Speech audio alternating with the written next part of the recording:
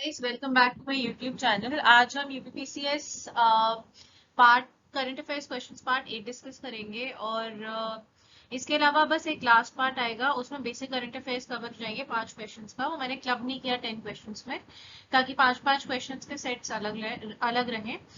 अभी एक जो लास्ट पार्ट के बाद में बनाऊंगी वो सीरीज होंगी आईआर की, साइंस एंड टेक की, पॉलिटी, एनवायरमेंट और अगर हिस्ट्री के भी थोड़े बहुत करंट अफेयर्स के क्वेश्चंस होंगे तो वो ठीक है।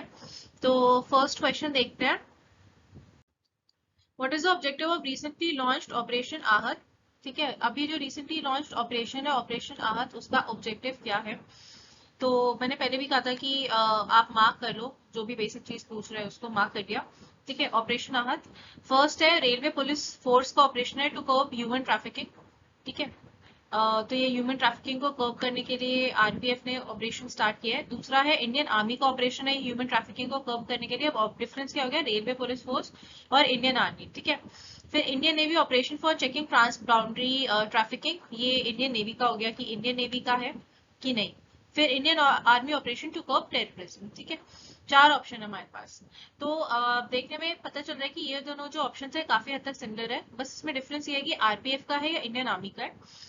तो इसका सही जवाब है रेलवे पुलिस फोर्स, क्योंकि हम लोग ये देखते हैं कि रेलवे में काफी ज्यादा ह्यूमन ट्रैफिकिंग होती है। फॉर दैट मैटर की स्टेशन से ही कई लोग होते हैं जो गायब हो जाते हैं, तो इसलिए आरपीएफ का काफी इंपॉर्टेंट रोल होता है ह्यूमन ट्रैफिक को कंट्रोल करने के लिए।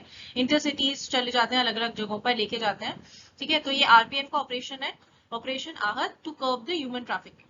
ओके, थोड़ा देख लेते हैं इसके बारे में। Operation Aahat is a nation wide effort to combat human trafficking that has begun by the railway police force, और स्पेशल टीम्स जो है वो बनाई जाएंगी on all long halting long hauling trains and routes as part of human operation ahat, with the goal of rescuing victims, mainly women and children, of the traffickers clutches. ठीक है, now this is very important. ठीक है, तो operation आहत याद रखना कि RPF का ऑपरेशन है, किस लिए? ह्यूमन ट्रैफिकिंग को कम्बैट करने के लिए। ओके, नेक्स्ट क्वेश्चन देखते हैं। What is the objective of newly launched operation gear box? तो कौन सा है ऑपरेशन गियर बॉक्स? अच्छा, इसमें क्या होता है ना, यूपीपीसीएस में बहुत डायरेक्ट क्वेश्चंस पूछता है, जैसे ऑपरेशंस पूछ लेंगे, स्कीम्स के ऑब्जेक्टिव्स पूछ लेंगे। तो ऑपरेशंस जो भी रीसेंट होते हैं उस पूरे साल में, वो एक बार देख लेना, एक क्वेश्चन तो आ ही जाता है इसके। ठीक है, इसके ऑप्शन है to improve the port structure in India, to stop heroin smuggling through the sea ports, C is to stop human trafficking through the seaports, and D is to increase the vigilance on seaports. ठीक है, तो इसका सही जवाब है to stop heroin smuggling through the sea ports. Okay, अब देख लेते हैं इसके बारे में थोड़ा सा। Operation gearbox set is launched by directorate revenue intelligence DRI to stop heroin smuggling through the sea ports, क्योंकि सी पोर्ट्स के थ्रू काफी ज्यादा जो है हीरोइन की स्मगलिंग की जाती है, तो उसको देखने के लिए। और operation gear box is conducted to detect the hidden drugs in the gear boxes and thus the name के गियर बॉक्सेस में भी ड्रग्स वगैरह छुपा के रखे जाते हैं, तो उसी के नाम पे इन्होंने ऑपरेशन गियर बॉक्स रख दिया है। किसका है, किसने स्टार्ट किया? Directorate revenue intelligence. और किस लिए है? To detect the hidden drugs in the gear boxes. Okay, what is the aim of newly launch Jaldoot app? जो अभी रिसेंटली लॉन्च जलदूत ऐप है, उसका एम क्या है?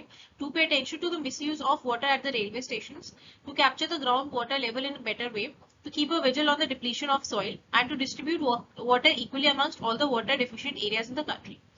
ठीक है, तो इसका सही जवाब है to capture the ground water level in a better way. ठीक है, so Jaldoot app has been किसने बनाया? मिनिस्ट्री ऑफ रूरल डेवलपमेंट में। मैंने बार बार कहा कि मिनिस्ट्रीज और स्कीम का जो टाइम है, अगर स्कीम हो तो उसकी जो टाइम है ना, वो बहुत इंपॉर्टेंट होती है, वो जरूर रिवाइज कर लेना। ठीक है, to capture the water level in a better way.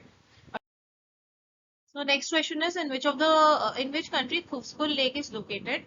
China, Mongolia, Uzbekistan या तुर्कमेनिस्तान? ठीक है, तो इसका सही जवाब है मंगोलिया।